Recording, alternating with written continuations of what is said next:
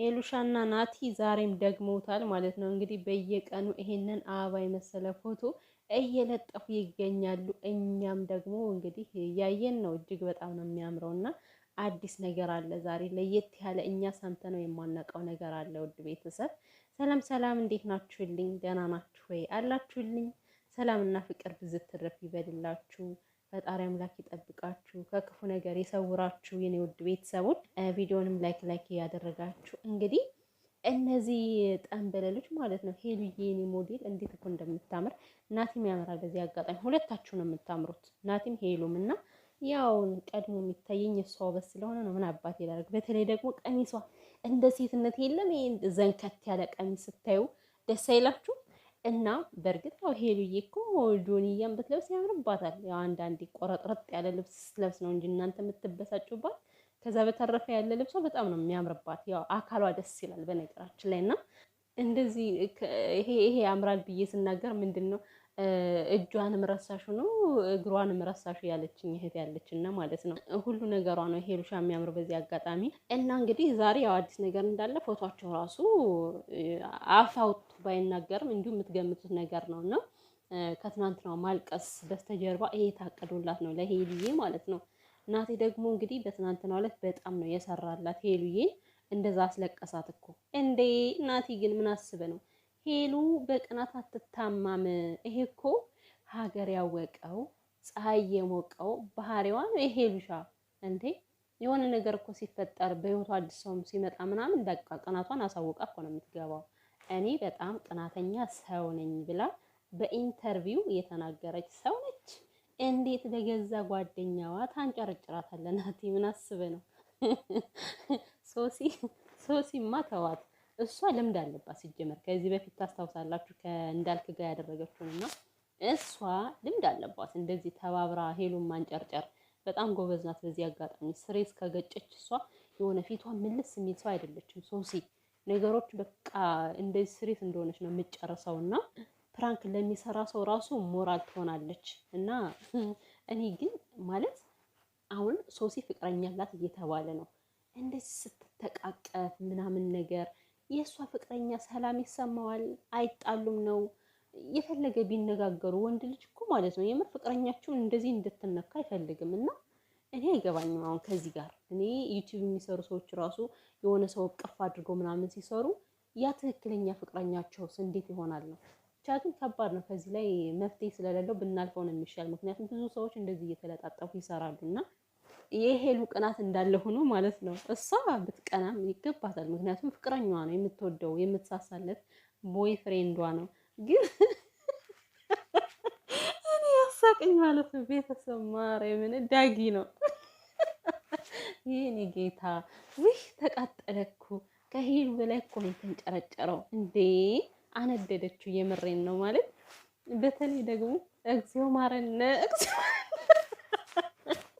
እግዚኦ ማረነ ሲል እኔ የለሁም በቃ ሞትኩኝ በቆሜ። እናቴ ግራ ገብቶት እኮ ነው ማለት አንቺ ጓደኛ ነሽ ወይንስ ጠላት ነሽ? እንዴት የእህቴን ባል የእህቴን ፍቅረኛ እንዴት ትወስጃለሽ? እኮ ነው አትቀፋት አንተ። ጤናማ ነህ እናቴ? ደህና ነህ? ጤናማ ነህ? አሞሃል? ተጣልታችኋል ወይ? ስንቱን ያስለፈለፈው ዳጊም ማለት ነው። እና በዚህ አጋጣሚ ግን ቤተሰብ የምሬን ነው ወንድም ያላችሁ ወንድማችሁን ሺህ ዓመት ያኖርላችሁ፣ ፈጣሪ ይጠብቅላችሁ። ምክንያቱም ወንድም ማለት መከታ ነው። እግዚአብሔርን ለእህቱ መከታ ኢየሱስም ህፃንም ሆነ ትልቅም ሆነ በቃ መከታ ነው። እና ወንድም ያላችሁ ያው እንግዲህ እግዚአብሔር ይጠብቅላችሁ። እኔም አሉኝ እግዚአብሔር የተመሰገነ ነው። ለዛውም እሳት የሆኑ ወንድሞች ናቸው።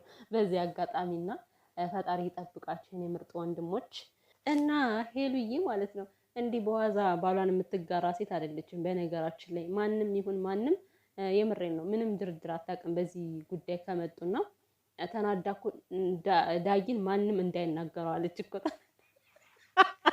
ይሄሉ ግዴት ይሄሉ ቅናት እኮ ነው ያስቀኛል ማርያምን። እና ደግሞ በሁሉ የምትቀኝ አንቺ ደግሞ ምንድነው በጓደኛሽ የምትቀኝ የምትሏት? ባህሪዋን ባታውቁት ኑሮ ከመጀመሪያ እየተረዳችኋት ባትመጡ ኑሮ እኮ ባላችኋት። እኔ እኮ እናንተ ራሱ አዲስ የምትሆኑት አንዳንዴ ማለት ነው።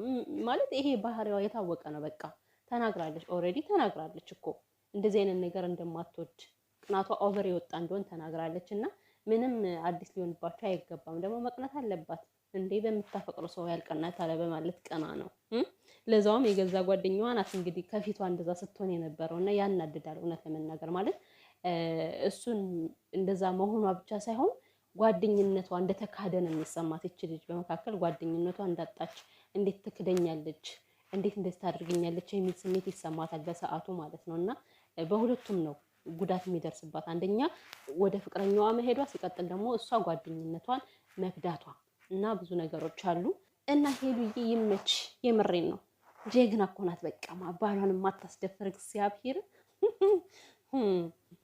እንግዲህ የዛሬው ደግሞ በትናንትናው ዕለት የጠየቃችሁ ጥያቄ በጣም ብዙ ጥያቄዎች አሉ። ተጋብታችሁ ውለዱ፣ የምትወድላት የምትወጅለት ምንድን ነው? ብቻ እነዚህ መልሶች በአንድ ላይ ጠቅለል ብለው ይመለሱናል ብዬ አስባለሁ። ያው እንግዲህ ከአንድ ላይ መሆናቸው ጠቅላላ መልሱ የሚሆነው በቃ ከአንድ ላይ ሆነናል፣ ፍቅራችን ተመልሷል፣ ይቅር ተባብለናል ብለው ሊያበስሩን ነው ዛሬ። ይሄ ነገር እንደምንሰማ በእርግጠኝነት ነው የምነግራችሁ። ማታ ላይ እንግዲህ ያው ወይናቸውንም ምንንም እያደረጉ ነው የመጡት ከፎቶቸው ላይ ማለት ነው። ቪዲዮ ላይ ደግሞ እንግዲህ ስናየው እጅግ ያማረ ይሆናል ብዬ ተስፋ አደርጋለሁ። ግን ፎቶቸው እንዴት ደስ እንደሚል፣ ቦታው እንዴት ደስ እንደሚል፣ በተለይ ደግሞ ይሄ መጽሐፍ ይዘው ቁጭ ብለው ያሉት ቦታ ላይ እጅግ በጣም ነው የሚያምረውና ዋው። እና ናቲሻ በሴት ምናምን ግን ፕራንክ አታድርጋት። እኔ በቃ ሄሉ ስትቀና ማየት ደስ አይለንም እውነት ለመናገር። በዛ ላይ ደግሞ ለቅሶ አለበት። አሁን ስታለቅስ እንዴት እንዳሳዘነችኝ እጥፍ አለች እኮ የኔ ምስኪን። እውነት መስሏት ነው ግን እንዴት ባንዴ ግን አመነች። እንደዛ ጥፍ ብላ ስታለቅስ አታሳዝን? የምር በጣም ነው የምታሳዝነው። እና ማለት ፕራንክ ነው ምናምን ብላ አትገምትም ወይ በሰዓቱ ነው።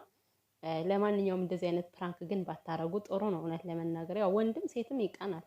አሁን ሄሉ እንደዚህ ወንድ ይዛ መታ ምናምን ከናቲ ፊት እንደዚህ ብትሆን ናቲን ጦዝ ነው የሚለው በቅናት እውነት ለመናገር ማለት። እዚህ በፊትም እኮ አድርገዋል እንዴ ስንት ነገር የሰሩ ሰዎች ናቸውና። ለማንኛውም ደግሞ እንደዚህ ብሎ ካልተሰራ እኮ ችግር ነው ውዶች። እንደዚህ ብሎ ካልሰሩ አንደኛው ፕራንክ እያደረጉ ካልሰሩ ያው ዩቲዩበር እንግዲህ የሆኑት ፕራንክ ለማድረግ ነው፣ ስራ ለመስራት ነው። ስለዚህ ያው አንዳንዴም ስራ ግድ ነው። ግን እንደዚህ ግን አትፈትናት ናቲ፣ በፈጠረ